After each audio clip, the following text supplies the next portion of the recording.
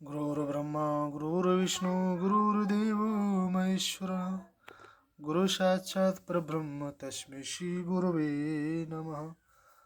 आध्यात्म तांत गुरु को प्रणाम, पति गुणा समुचित गुरु देवता प्रणाम, भागवत भगवान को प्रणाम। 90वां अध्याय। भगवान श्री कृष्ण के लीला विहार का वर्णन करना। श्री सुखदेव जी बोले, हे राजन परीक्षित, भगवान श्री कृष्णचंद्र से रक्षित व द्वारकापुरी अति अलौकिक तथा दिव्य थी, जिसमें देवताओं ने अपने सुधर्मा सभा और कल्पवृक्ष को भी भेज दिया था। उसमें सड़कें, हाट वाट चौहाट सभी सुंदरता से सजे हुए व जल से छिड़के हुए तथा सुंदर थे। उनके दोनों ओर सुंदर सुंदर वृक्ष सुगंधित पुष्पों से लदे रहते थे। उस द्वारका के मध्य में भवन सोने चांदी मड़ियों तथा सुफटिक पत्थर के बने हुए थे। हाथी रथों की भीड़ सदा रहती थी। सड़कों मार्गों में उत्तम रत्नाभूषणों तथा वस्त्रों से सजे हुए यदुवंशी तथा युवतियाँ आती जाती थी। उन स्त्रियों की अंग प्रत्यंगों से यौवन फूटा पड़ता था। जब वे अपने अपने महलों में गेंद खेलती हुई या क्रीड़ा करती हुई कोई अंग वस्त्रहीन हो जाती तो वहाँ ऐसा प्रतीत होता था मानो बिजली कौंध गई हो। उन लक्ष्मीपति भगवान श्री कृष्णचंद्र की ऐसी दिव्य द्वारकापुरी थी और ऐसे ही दिव्य उसके निवासी थे। उस पुरी में उपवन, उद्यान, वाटिकाएं अति रम्य थी। उनमें सुंदर सुंदर तालाब थे, जिनमें कमल खिलते रहते थे।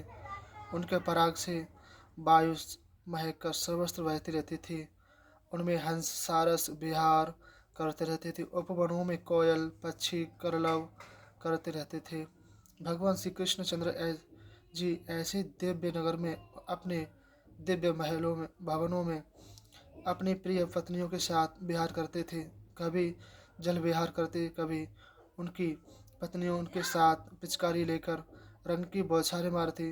भीगे हुए वस्त्रों में से उनके कांतिमान अंग स्पष्ट चमकते थे। उनकी चोटियों के फूल गिरने लगते थे। वे उनके साथ क्रीड़ा, जल विहार, फाग आदि खेलने में ऐसे तन्मय हो जाती कि वे अपने को भूल जाती।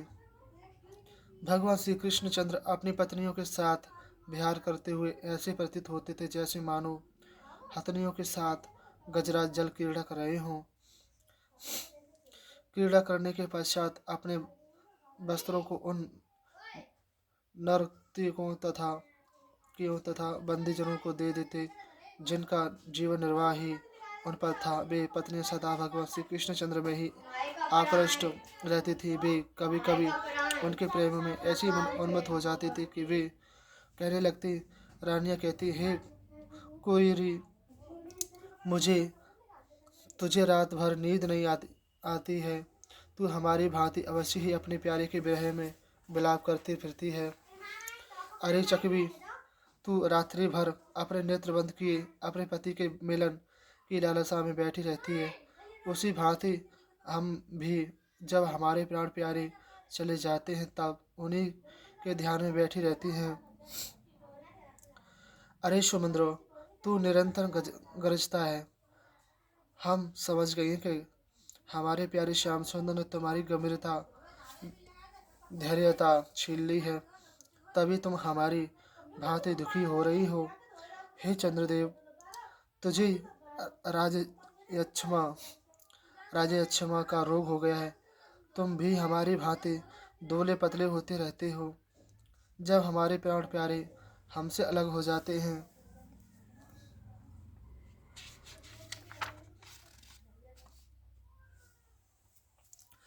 तब हमें भी उनके वियोग में छीड़ हो जाती है।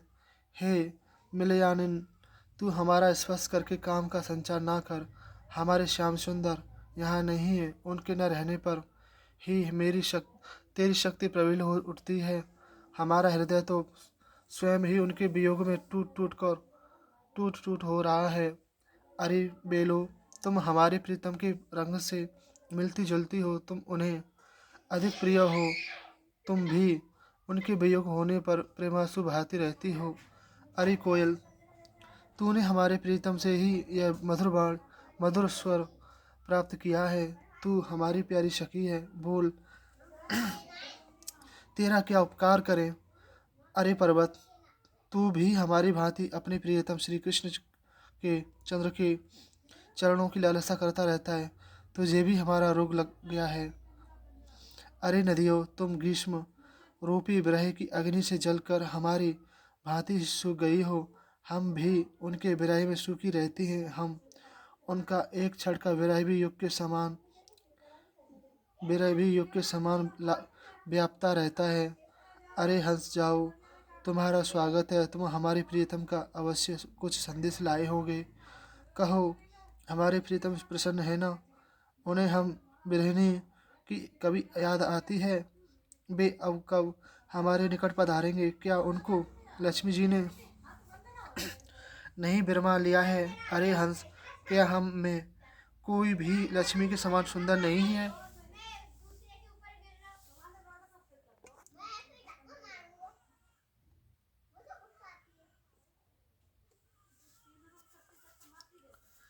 हे परीक्षित, भगवान श्री कृष्ण चंद्र की पत्नियां इस भांति उनके विरह में व्याकुल होती। भगवान श्री कृष्ण चंद्र की रुक्मिणी आदि 8 पटरानियां थीं। उनके अतिरिक्त 16,100 और पत्रन पत्नियां थीं। उन सब के 10-10 पुत्र उत्पन्न हुए। वे सभी पुत्र उन्हीं के समान सुंदर तथा गुणवान थे। उनमें 18 महारथी थे। प्रद्युम्न, अनिरुद्ध, दीप्तमान, भानु, शाम, मधु, भेदधमा, चित्रभानु, ब्रक, अरुण, पुष्कर, देवबाहु, ऋतुदेव, सुनंदन, चित्रबाहु, विरूप, कवि तथा नागरोध। हे परीक्षित, इन सब में प्रद्युम्न जी बड़े थे। उनके पुत्र अनिरुद्ध भी 10,000 हाथियों के समान बल वाले थे। उन्होंने भी अपने नाना की पोती से ब्याह किया था। अनिरुद्ध जी के वज्रनाभ नाम का पुत्र उत्पन्न हुआ। यदुवंशियों के नाश होने पर वही वज्रनाभ रह गया था, जो यदुवंशियों का राजा हुआ और द्वारका के डूबने पर मथुरा का राज्य करता था। वज्रनाभ के प्रतिबाहु, प्रतिबाहु की सुबाहु, सुबाहु के शांतिसेन और शांतिसेन के सत्यसेन पुत्र हुए। हे परीक्षित, इस वंश में ऐसा कोई भी राजा नहीं हुआ जो अल्पयायु, अल्पशक्ति तथा धनहीन हो। सभी परम यशस्वी, ब्राह्मण, भक्त और पराक्रमी थे। उन यदुवंशियों के बालकों को पढ़ाने वाले 3,88,00,000 आचार्य थे। उन सब की संख्या का बताना तो अति कठिन है। और राजा उग्रसेन के पास एक नील सेना थी। हे परीक्षा, काल की प्रेरणा से सभी राक्षसों ने पृथ्वी पर आकर राजाओं के रूप में जन्म लिया था। उनका संहार के लिए भगवान की आज्ञा से देवताओं ने यदुवंश में जन्म लिया, जिनमें 100 कुल थे। वे सब के सब भगवान श्री कृष्ण चंद्र जी में सदा रत रहते थे। वे सब सोते बैठते खाते पीते सदा उनमें ऐसे रत रहते थे कि उन्हें अपने शरीर का भी ध्यान नहीं रहता था। उनका शरीर यंत्र की भांति स्वयं अपना कार्य करता रहता था। हे परीक्षित, भगवान श्री कृष्ण चंद्र के चरण धुवन से गंगा जी उत्पन्न हुई, जो जगत की पवित्र करती है।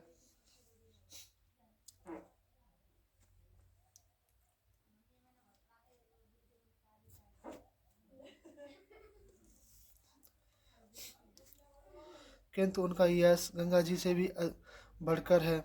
सभी यदुवंशी सदा उनके यश का गान करते थे और वे पार्षदों के रूप में उन भगवान की सेवा करते रहते थे। वे संपूर्ण जगत के दुखों को मिटाने वाले हैं। उनकी मंद मंद मुस्कान से सभी यदुवंशी युवतियां मुग्ध हो जाया करते थे और उन वज्र युवतियों तथा फुर युवतियों के हृदयों में प्रेम उत्पन्न हो जाता था। उन भगवान श्री कृष्ण चंद्र जी की जय हो। हे परीक्षित, प्रकृति से परे परमात्मा ने ही धर्म की रक्षा के लिए दिव्य रूप धारण किया था। जो उनके चरणों का दास बनना चाहे वह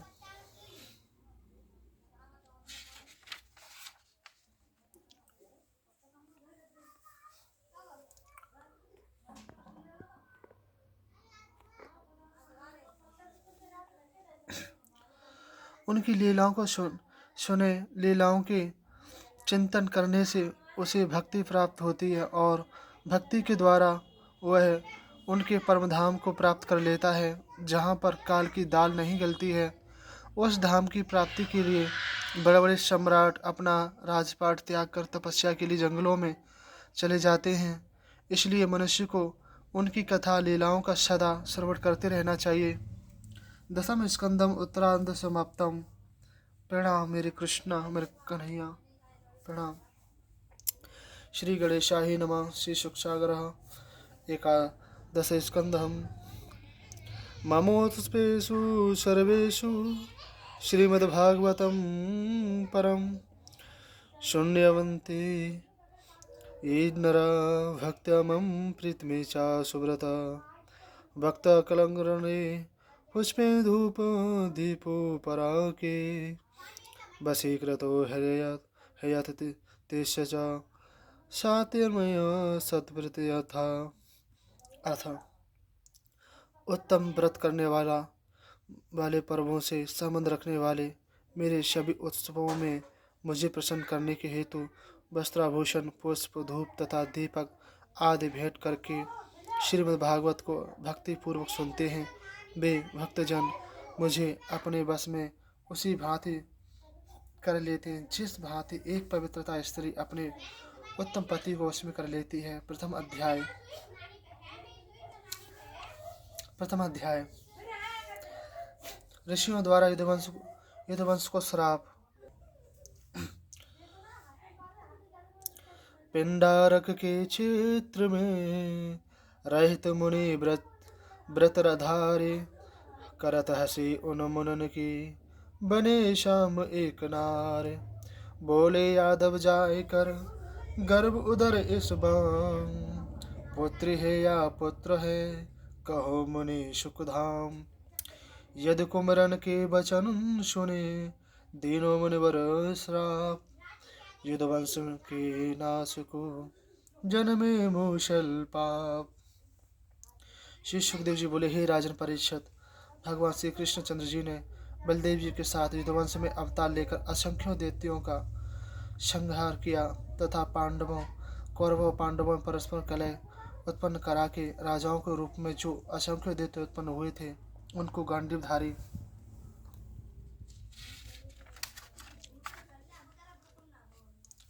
अर्जुन के द्वारा संहार कराया,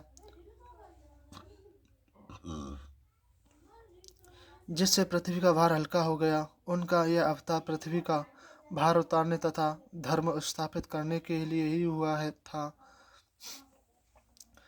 उन्होंने गीता का उपदेश देकर धर्म के घोरतम स्वरूप को लोक में प्रकट किया है, जिसके साधन करने से मनुष्य बड़ी सरलता से परम पद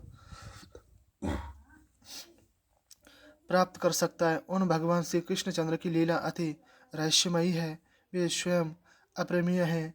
यह सब कुछ कर चुकने के पश्चात उन्होंने विचार किया कि मैंने सारी पृथ्वी का भार उतार दिया, किंतु फिर भी मेरी दृष्टि में पूर्ण रूपेण भार नहीं उतरा है, क्योंकि यदुवंशी अभी बचे हुए हैं। ये यदुवंशी मेरे आश्रय में रहकर अति बली, वैभवशाली तथा अहंकार युक्त हो गए हैं।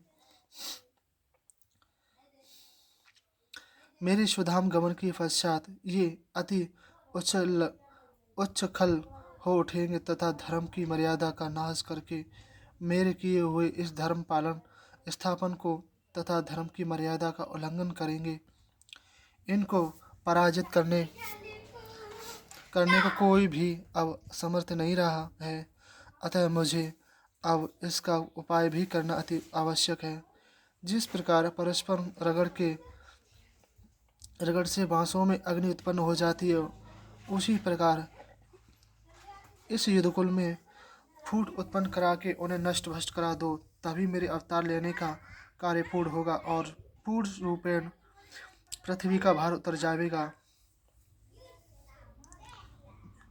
हे राजा परीक्षित, वे भगवान सत्य संकल्प तथा सर्वशक्तिमान तथा सर्वव्यापी हैं। उन्होंने अपने मन में इस प्रकार का निश्चय करके ब्राह्मणों द्वारा श्राप दिलाकर अपने वंश का संहार करा दिया और सबको समेट कर अपने स्वधाम को चले गए। हे राजन, इस त्रिलोकी में जो कुछ भी सौंदर्य, ऐश्वर्य, रिद्धियाँ तथा सिद्धियाँ हैं, वे सब उन्हीं की कृपा से दृष्टि से है। उन्होंने अपने सौंदर्य से सबके मन को चुरा लिया है था। उन्होंने एक बार भी उनके चरणों का जिन्होंने एक बार भी उनके चरणों का दर्शन कर लिया, वह उन्हें कभी नहीं भूला और उनकी सेवा में लीन हो गया। उन्होंने सारी पृथ्वी में अपनी क्रांति फैलाई, जिसका वर्णन महर्षियों, ब्रह्मर्षियों तथा देवर्षियों ने अपनी अपनी भाषा में किया है। भगवान श्री कृष्णचंद्र ने अपने मधुर शब्दों से अनेकों धर्म उपदेश समय समय पर तथा स्थान स्थान पर दिए हैं, ताकि मेरे सुधाम चले जाने के पश्चात मेरे भक्तजन उनका गायन, श्रवण तथा कीर्तन करते रहें। ऐसा करने के पश्चात वे अपने धाम को चले जाएंगे या चले गए। राजा परीक्षित ने पूछा, हे भगवान, यदुवंशी तो अति ब्राह्मण भक्त थे। केवल भक्त ही नहीं थे, अपितु बड़े विचारवान, दयावान और उदार थे। फिर भी ब्राह्मणों ने उन्हें क्यों श्राप दिया था? उनसे ब्राह्मणों का क्या अपराध बन गया था? उन यदुवंशियों के स्वामी जब भगवान श्री कृष्णचंद्र थे, तब उनमें परस्पर फूट किस प्रकार हुई? आप कृपा कर मुझे समझाइए। श्री सुखदेव बोले, हे राजन परीक्षित, भगवान श्री कृष्णचंद्र का प्रत्येक अंग दिव्य सौंदर्यता से युक्त था, दिव्य था। उनका श्री विग्रह मंगलमय तथा भक्तों को कृत्य कृत्य करने वाला था। उनको किसी भी वस्तु का अभाव तथा आकांक्षा नहीं थी। वे पूर्ण काम तथा सब भांति से परिपूर्ण थे, किंतु फिर भी जीवों के कल्याण हेतु उन्होंने अपने नित्य धाम गोकुल, वृंदावन, मथुरा तथा द्वारिका में सुंदर सुंदर तथा दिव्य लीलाएं की। तत्पश्चात अपने स्वधाम गमन के समय को समेट लिया। उनके पुण्य कर्मों के गायन से सारे संसार की कलिमल धुल जाते हैं। भगवान श्री कृष्णचंद्र अब द्वारिका में केवल यदुवंशियों के सहारे के लिए ही काल रूप से निवास करते थे।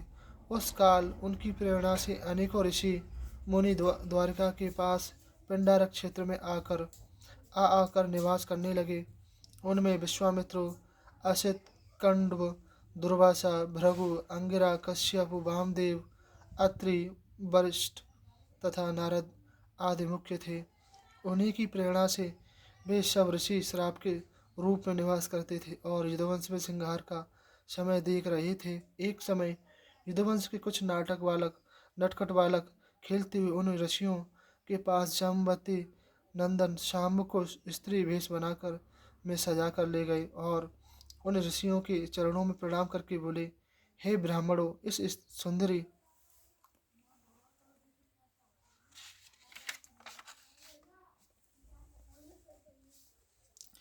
के पेट में गर्भ है। यह स्वयं पूछने से सकुचाती है, इसलिए इसकी ओर से हम पूछते हैं कि इसके गर्भ में क्या है। आप लोग सर्वज्ञ हैं, इसलिए यह बताओ कि इसकी कन्या होगी अथवा पुत्र। हे राजन, उन कुमारों की ऐसी धोखे वाली बात सुनकर ऋषियों को बड़ा क्रोध आया और बोले, हे मूर्खो, इसके उदर में से एक मूषल उत्पन्न होगा, जिससे तुम्हारे कुल का नाश होगा। भगवान की प्रेरणा से उन ब्राह्मणों ने तुम्हारे कुल का नाश भगवान की प्रेरणा से उन ब्राह्मणों ने यदुवंश के लिए ऐसा घोर श्राप दिया। उन मुनियों के श्राप को सुनकर सभी राजकुमार डर गए। उन्होंने शाम के पेट को खोलकर देखा तो उन्हें एक लोहे का मूसल मिला।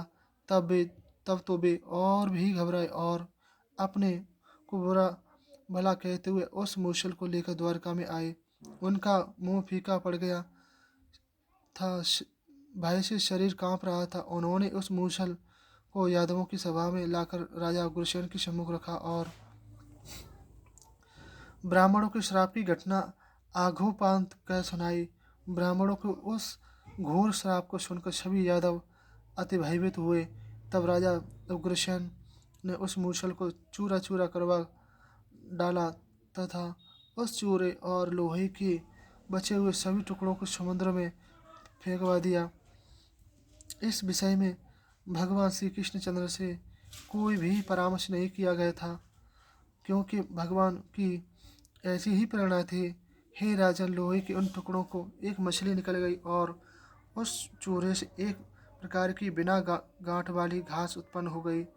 मछुए ने उस मछली को पकड़ लिया जिसने लोहे के टुकड़े निकल लिए थे। उस लोहे के टुकड़े को निकाल कर जरा नाम के एक व्याध ने अपने वाण की नोक पर लगा लिया।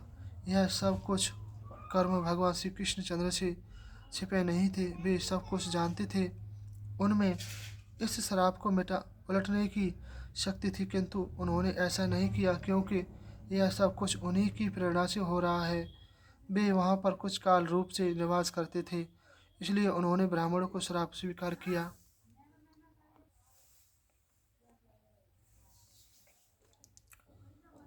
दूसरा अध्याय, नारद जी का वासुदेव के निकट जाना आना तथा उन्हें राजा जनक और 9 योगेश्वरों का संवाद सुनाना।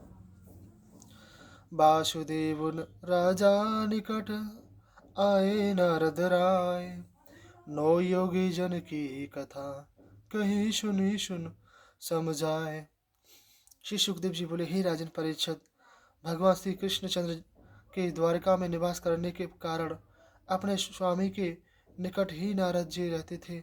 उन्हें द्वारका के वैकुंठ धाम के समान थे ही थी क्यों न हो।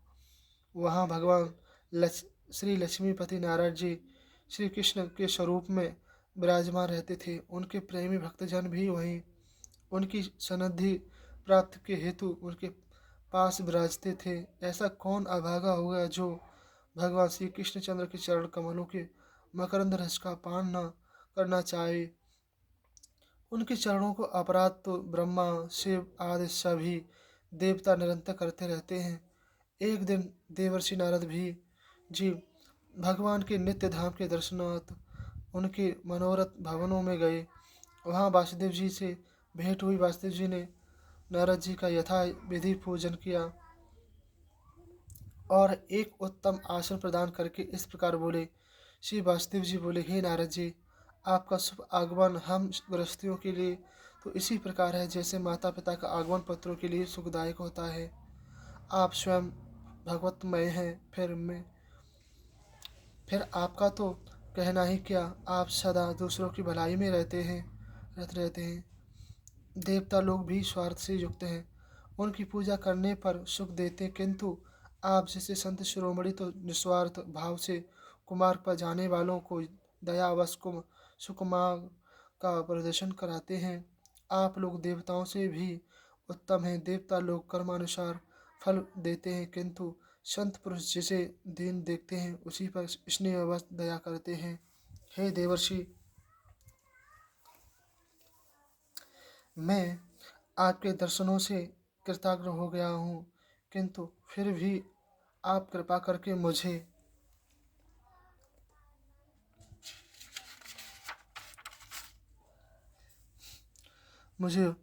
भगवत प्राप्ति का सुगम साधन बताइए। मैंने पहले जन्म में भगवान की आराधना की थी, किंतु मुक्ति के लिए नहीं, उन्हें पुत्र पुत्र रूप में प्राप्त करने के लिए की थी। उसी के फलस्वरूप भगवान मुझे पुत्र रूप में प्राप्त हुए हैं। मैं उनकी मायामयी लीला से मोहित हूँ। अब आप मुझे ऐसा उपदेश दीजिए जिससे मैं जन्म मृत्यु के चक्कर से छूट जाऊं और इस भवसागर से मुक्त हो जाऊं। आपका जप तप तथा ब्रह्मचर्य अखंड है।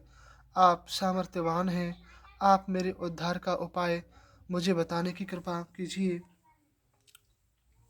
श्री सुखदेव बोले, हे राजन परीक्षित, वसुदेव जी के ऐसे वचन सुनकर नारद जी उनके मनोभाव को समझकर अति प्रसन्न हुए।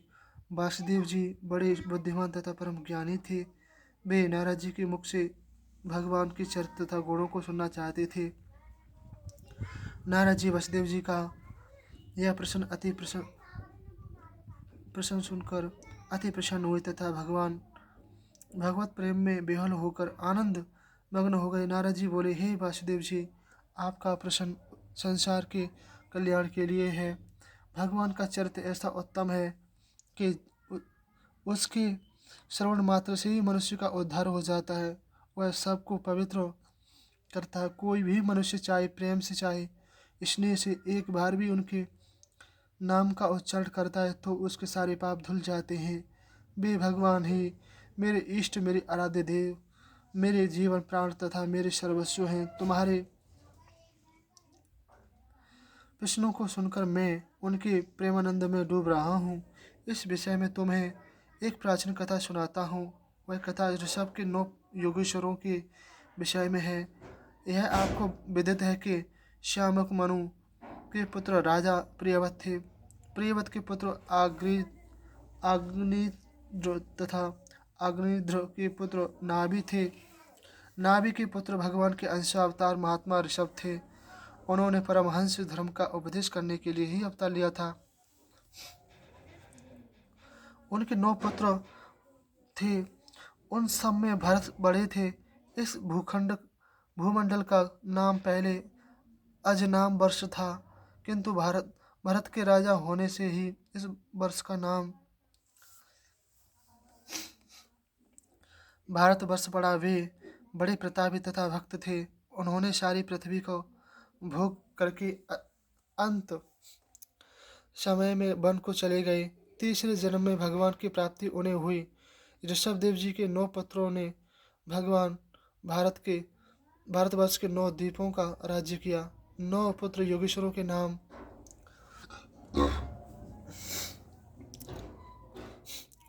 कारव, हरि, अंतरिक्ष, प्रबुद्ध, विपलायन, अभिहोत्र, द्रमिल, चमस तथा करभाजन थे। वे आत्मविद्या में निपुण थे।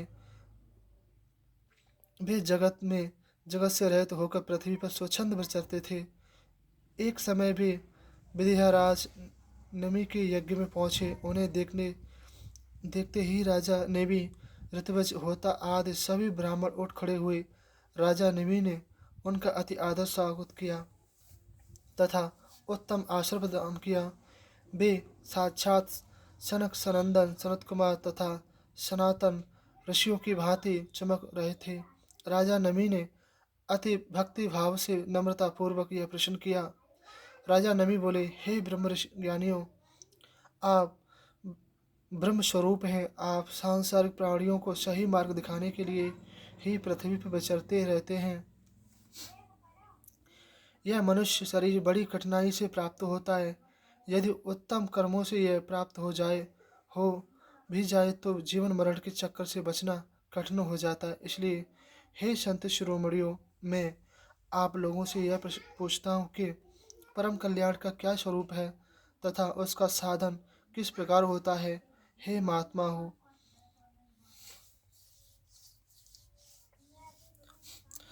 मैं जानता हूँ कि आपके पास इतना समय नहीं है कि आप पूर्ण रूप से निरूपण कर सकें, किंतु जो कुछ भी आप कहेंगे वही मेरे तथा जगत के कल्याण का हेतु होगा। यदि हम उनके सुनने के अधिकारी हों, भगवत धर्म का उपदेश हमें दीजिए। श्री नारद जी बोले, हे वासुदेव जी, राजा नमी के ऐसे दीन वचन सुनकर उन भगवान के प्रेमी भक्तों के हृदय उमड़ आए तथा इस प्रकार बोले। प्रथम योगीश्वर प्रकार में बोले, हे राजन, मेरे विचार से इस सांसारिक भय को दूर करने वाली भगवान की उपासना है। जो भगवान के चरणों की नित्य उपासना करता है और उन्हीं पर पूर्ण विश्वास करके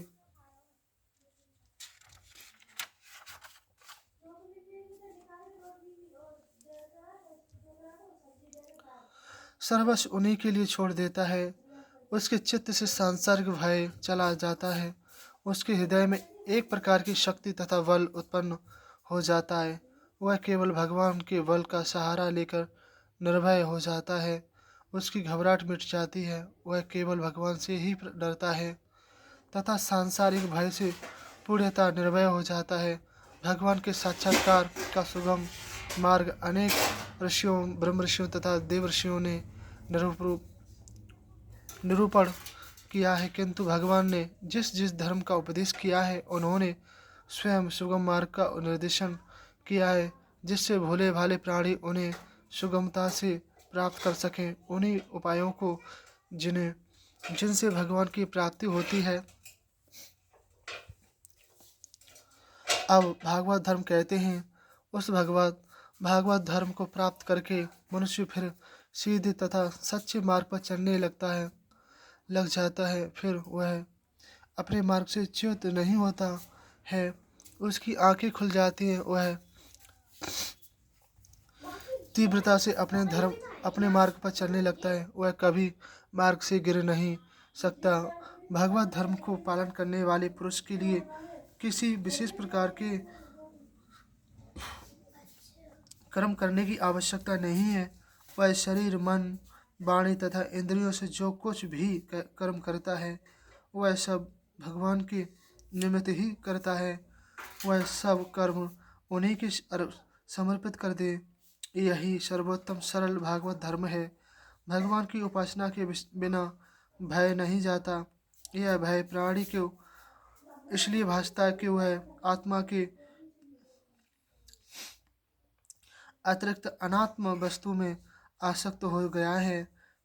वह अपने को ही सर्वस्व मान बैठा है। वह जीव भगवान से विमुख होने के कारण उन्हें भूल गया है। तभी उसे यह भासने लगा है कि मैं सर्वस्व हूँ। इसी भूल को अज्ञान कहते हैं। फिर यह प्रश्न उठता है कि जीव क्यों भूल जाता है, ऐसा क्यों होता है? वह भगवान की माया से ही होता है। बुद्धिमान पुरुष को चाहिए कि भगवान की माया इससे छूटने का प्रयत्न करे और माया से तभी छुटकारा मिल सकता है जब मायापति भगवान की उपासना करे।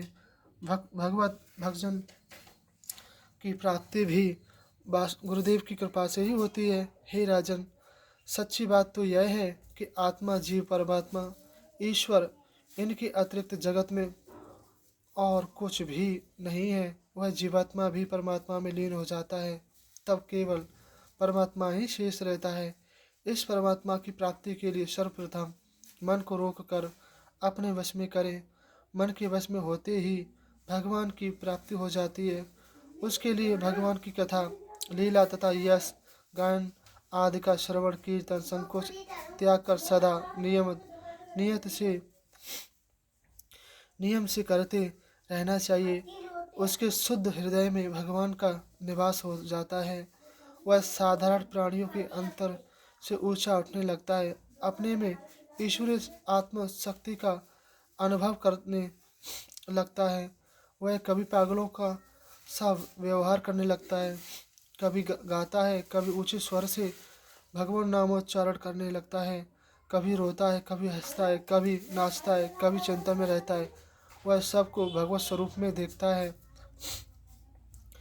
जिस प्रकार भोजन से तुष्टि, तृप्ति का सुख, पुष्टि, शक्ति का संचार तथा क्षुधा निवृत्ति, ये तीन ही एक साथ अपने आप स्वयं प्राप्त हो जाते, उसी प्रकार भगवान की उपासना से भगवान के प्रति प्रेम, भगवान के स्वरूप का अनुभव तथा जगत से वैराग्य, ये तीनों स्वयं ही प्राप्त होते हैं। हे राजन, जो भगवान ज्ञान आदि योग से प्राप्त होते हैं वे उपासना से बड़ी सुगमता से अनायास ही प्राप्त हो जाते हैं।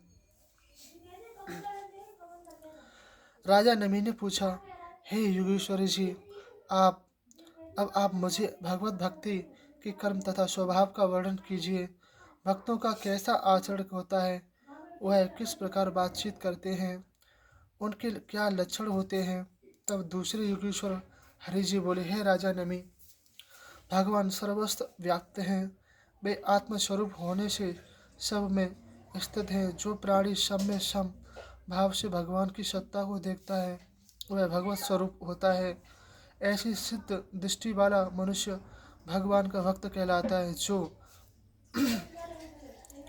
भगवान से प्रेम, सबसे मित्रता, दुखियों पर दया तथा भगवान के शत्रु भाव रखने वालों को त्याग देता है, वह मध्यम श्रेणी का भक्त होता है।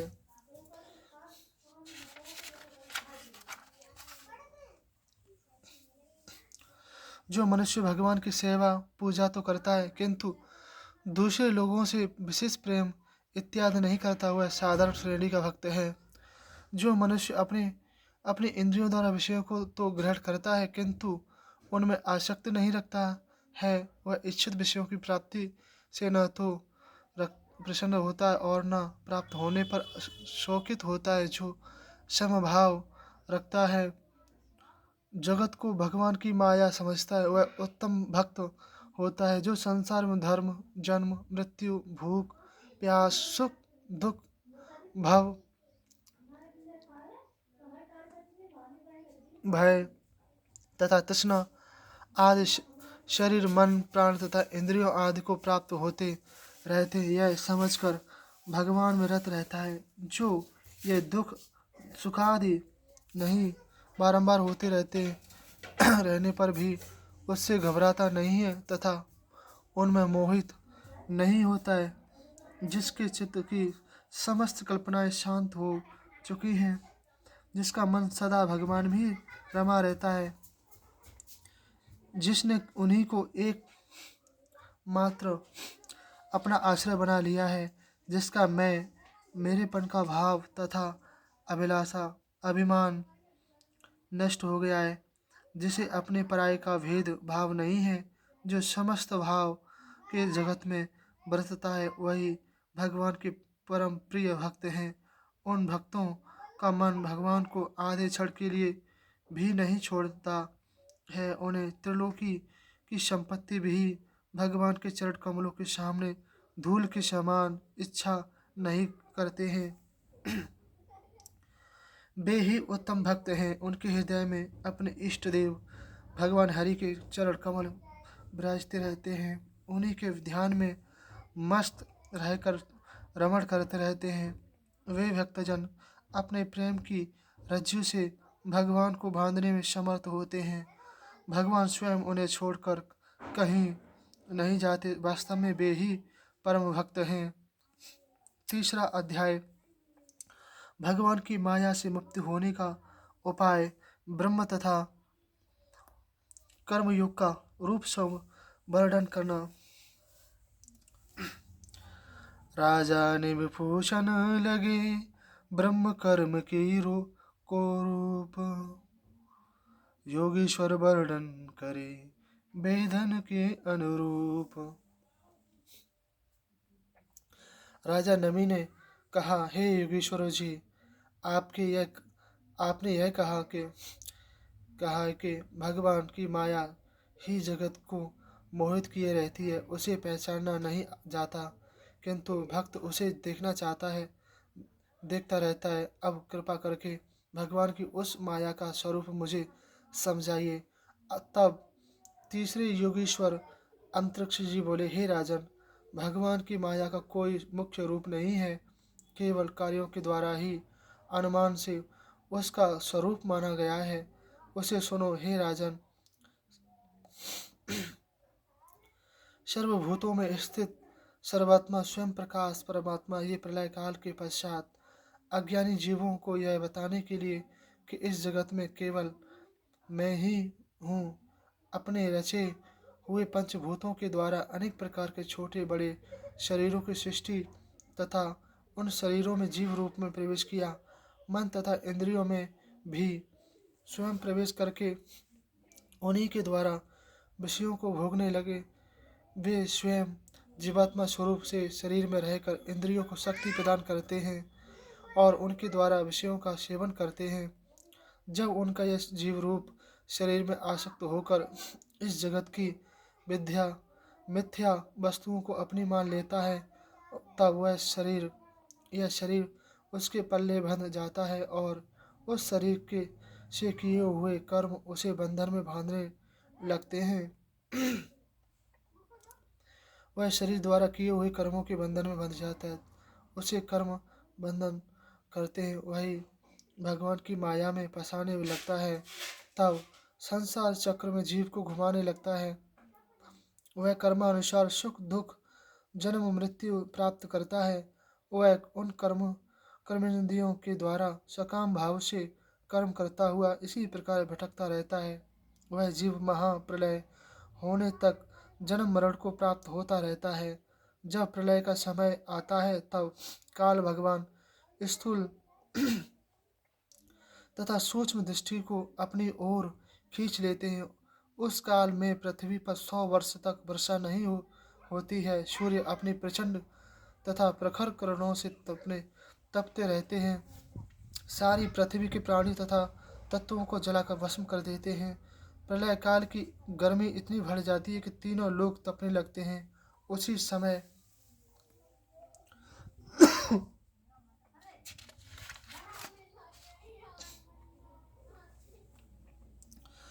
भगवान के शस्त्र फनों से अग्नि की प्रचंड लपटें निकलने लगती हैं। उनके ताप से पाताल लोक से जलना आरंभ होकर ऊपर के लोगों का जलना आरंभ हो जाता है। तत्पश्चात प्रलय काल के मेघों का दल आता है। उसे समंतक कहते हैं। वह लगातार 100 वर्ष तक वर्षा करता है। वर्षा की धार हाथी की सूंड के समान मोटी होती है। इस प्रकार मूसलाधार वर्षा 100 वर्ष तक लगातार होती रहती है। उससे सारा ब्रह्मांड डूब जाता है। उस समय ब्रह्मा की आयु समाप्त होने पर ब्रह्मा अपने शरीर को त्याग कर ब्रह्म में लीन हो जाते हैं। वायु पृथ्वी की गंध खींचकर जल रूप हो जाती है। फिर वही वायु जल के रस को खींच लेती है। तब वह जल अपने उत्पन्न करने वाली अग्नि का रूप धारण कर लेता है। इसके पश्चात अंधकार अग्नि के रूप को नष्ट कर देता है और अग्नि वह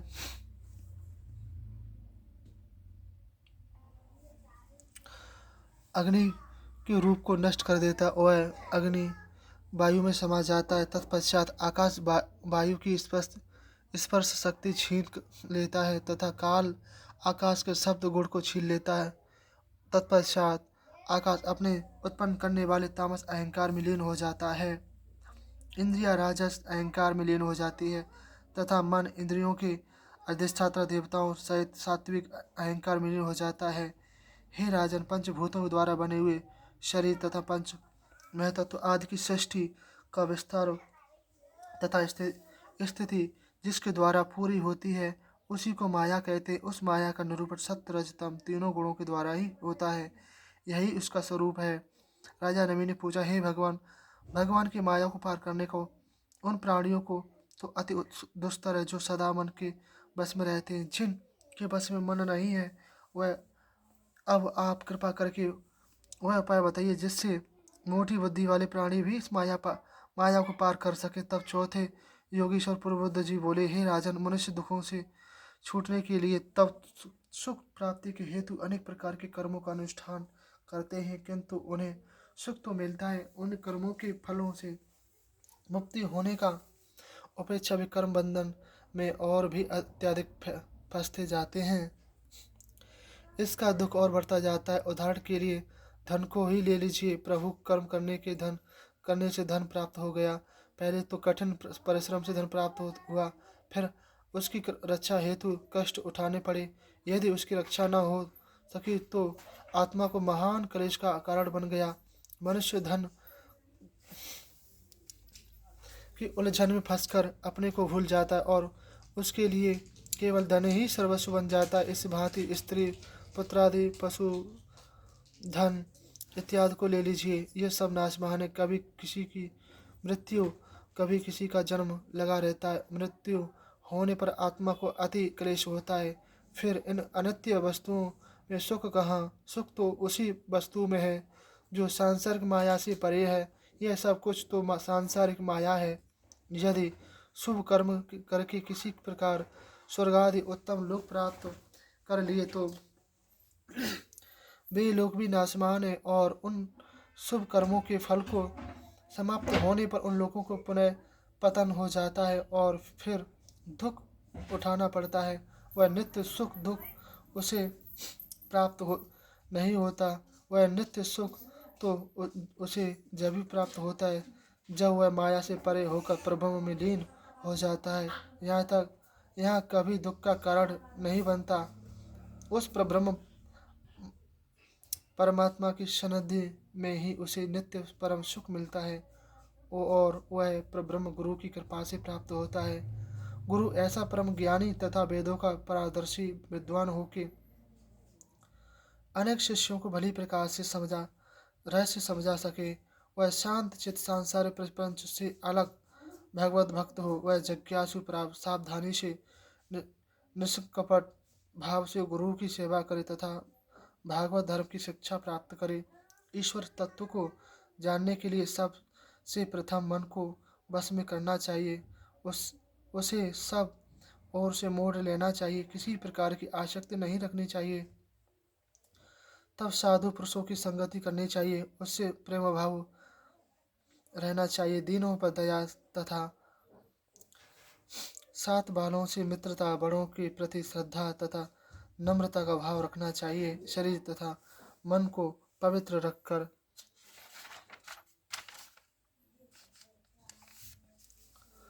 तपस्या करनी चाहिए। अपने धर्म का पालन करना चाहिए। व्यर्थ कोई गपशप में समय को नष्ट नहीं करना चाहिए। एकांत सेवन करें। गर्मी, सुख, सर्दी, सुख दुखाद को सहन करें।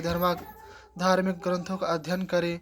मन, वाणी तथा कर्म से भगवान भजन करें। विपत्ति तथा समर्पित में सम रहें। किसी में प्रिय अप्रिय भाव ना रखें। सब में परमात्मा देखें। यदि वह जिज्ञासु गृहस्थी है तो पवित्र वस्त्र धारण करे, और यदि वह त्यागी है तो फटे पुराने वस्त्रों को धारण करे। प्रारब्ध अनुसार जो प्राप्त हो जाए उसी में गुजर करे। किसी धर्म तथा शास्त्र को निंदा ना करे। अपने धर्म तथा शास्त्रों में श्रद्धा रखे। प्राणायाम के द्वारा मन को जीते। मौन से वाणी जीते। वासनाहीन होकर संयमी बने। सदा सत्य भाषण करे। इंद्रियों को उनकी गोलकों में स्थिर करके उन्हें बस में करें। भगवान की लीला तथा गुणों का श्रवण कीर्तन करें। अपनी प्रिय वस्तुओं, घर, स्त्री, पुत्र, संपत्ति आदि को भगवान को समर्पण कर दें। सभी प्राणियों की सेवा करें। वे सबसे उत्तम मनुष्य होते हैं। उनमें से भी सर्व उत्तम परोपकारी मनुष्य होते हैं। उनसे भी उत्तम भगवत भक्त होते हैं तथा उनसे भी उत्तम संत पुरुष होते हैं। इनकी सेवा करने से परम ज्ञान की प्राप्ति होती है। भगवान श्री कृष्णचंद्र का स्मरण करें। उसी से सच्ची शांति तथा परमानंद प्राप्त होता है। उनके प्रेमानंद में मग्न जब रम जाता है तब प्रेम के उद्वेग में भक्त का मन पुलकित हो जाता है तथा हृदय की बड़ी अनोखी दशा हो जाती है। भगवान की प्राप्ति के लिए भक्त कभी रोता है, कभी हंसता है, कभी गाता है, कभी नाचता है, कभी मूर्छित हो जाता है। वह भगवान की सन्निधि प्राप्त करने के लिए छटपटाता रहता है। तब वह उन भगवान की कृपा से सहज ही में उनकी माया से परे हो जाता है। राजा नमी ने पूछा, हे भगवान, आप परमात्मा का स्वरूप भली प्रकार जानते, इसलिए मुझे बताइए कि परब्रह्म परमात्मा जिन्हें नारायण कहते हैं उनका क्या स्वरूप है।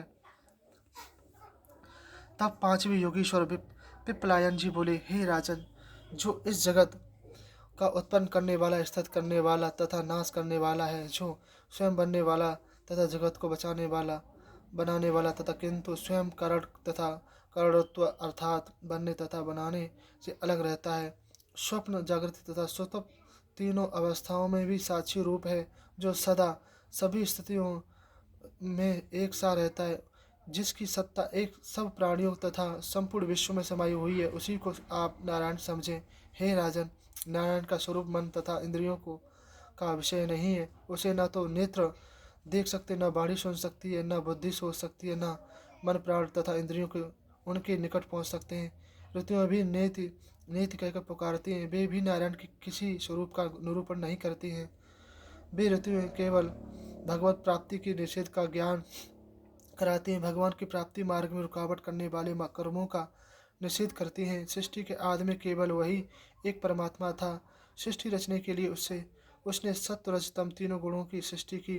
वही त्रिगुणमयी प्रकृति कहलाई। उन्हें ज्ञान प्रदान होने के कारण मैं तत्व कहलाई तथा क्रिया प्रदान होने के कारण मैं जात्मा तथा जीव को लिप्त करने का कारण होने से अहंकार कहलाई। हे राजन, ये संपूर्ण शक्तियाँ जो इंद्रियों में तथा उनके अधिष्ठात्रा देवताओं में सदा सर्वस्त्र प्रतीत होती है, वे सभी परमात्मा ही हैं।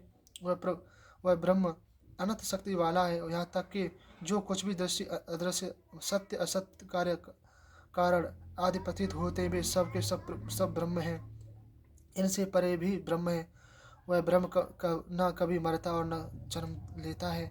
जीवन मरण से रहित है, न उनमें कोई परिवर्तन होता है, न वह बढ़ता है और न घटता है। यह तीनों कालों में सबका साक्षी है, वह सर्वव्यापी है, वह ज्ञान स्वरूप होने से ज्ञान के द्वारा ही जाना जाता है। वह परमात्मा जब एक होने पर भी इंद्रियों के सहयोग से अनेक रूपों में प्रतीत होता है। जैसे सूर्य एक होने पर भी जल के भरे हुए सभी घटों में उसकी परछाई का आभास होता है, उसी प्रकार परमात्मा एक होते हुए भी सभी।